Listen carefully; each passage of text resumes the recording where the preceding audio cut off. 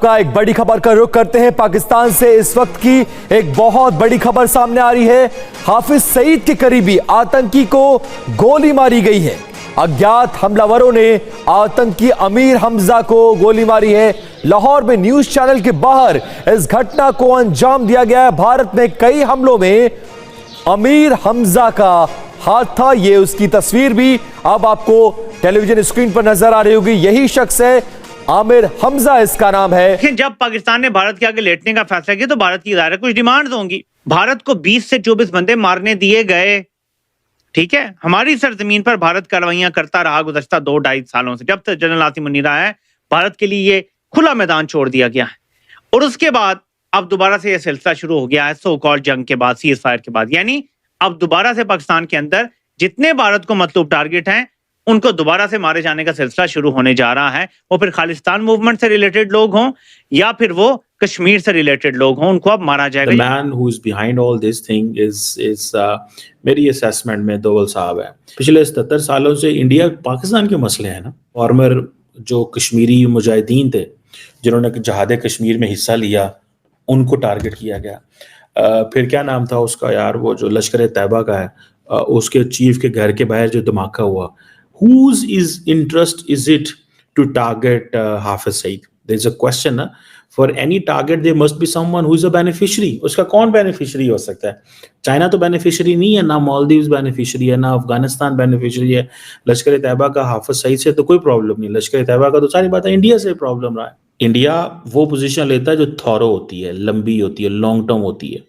देखिए, जब पहले हुए थे कुछ टाइम पहले, जब इस किस्म के लोगों को टारगेट किया गया था तो उस वक्त पाकिस्तान की गवर्नमेंट और जो भी लोग हैं उनकी तरफ से ये कहा गया था कि ये भारत करवा रहा है। भारत कैसे करवा रहा है? भारत के लोग यहाँ पर आके और मार के नहीं जा रहे, बल्कि जो अफगानिस्तान के लोग पाकिस्तान में रहते हैं या जो अफगान सिटीजन हैं उनके बारे में कहा गया था कि ये लोग असल में जो है वो पैसा लेकर जो है भारत के लिए यहाँ पर इस किस्म की किलिंग्स कर रहे हैं या इस किस्म के लोगों को टारगेट कर रहे हैं। ये स्टेटमेंट आई थी पाकिस्तान की गवर्नमेंट की तरफ से। तो उन्होंने ये नहीं कहा था, क्योंकि लोग पूछ रहे थे ना कि अगर आप भारत का नाम लेते हैं तो फिर ऐसा कैसे हो रहा है कि भारत से लोग आते हैं यहाँ पे लोगों को मारते हैं और फिर चले जाते हैं।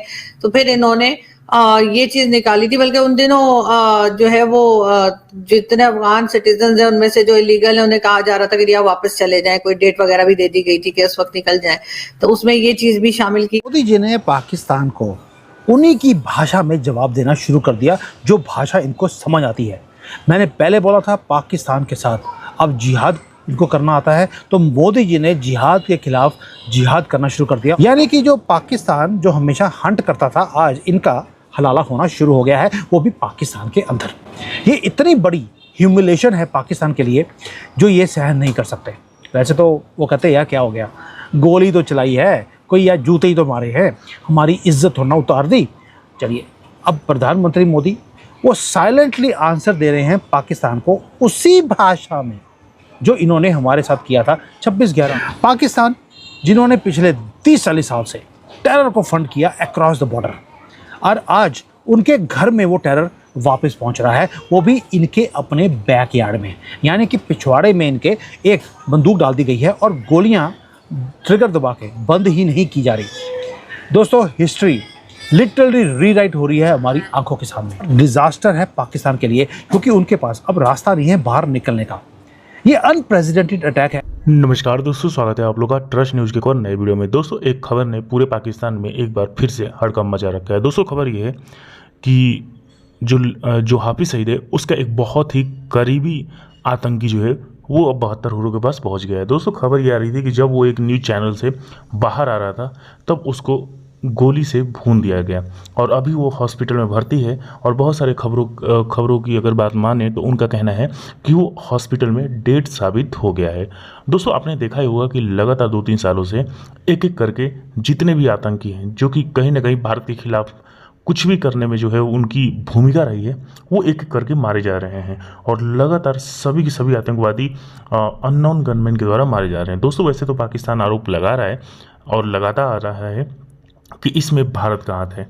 लेकिन आपको पता ही होगा भारतीय गवर्नमेंट ने साफ कह रखा है कि हम इस तरीके के जुडिशियल जो किलिंग है उसमें हम शामिल नहीं हैं। लेकिन पूरी दुनिया जानती है कि अननोन गनमैन के पीछे कौन है, और कोई भी देश इस बात को ऑफिशियली तो बिल्कुल भी नहीं मानता है, क्योंकि पूरी दुनिया की एजेंसियाँ जो है वो पूरे दुनिया में काम करती हैं और अपने अपने खिलाफ हो रहे जितने भी लोग हैं जो कि उनके खिलाफ हैं, कुछ ना कुछ गतिविधियाँ करते हैं, उनको वो मारते हैं। और कोई देश जो है वो उस चीज़ को नहीं कहता कि हमने किया, और वही भारत भी कह रहा है।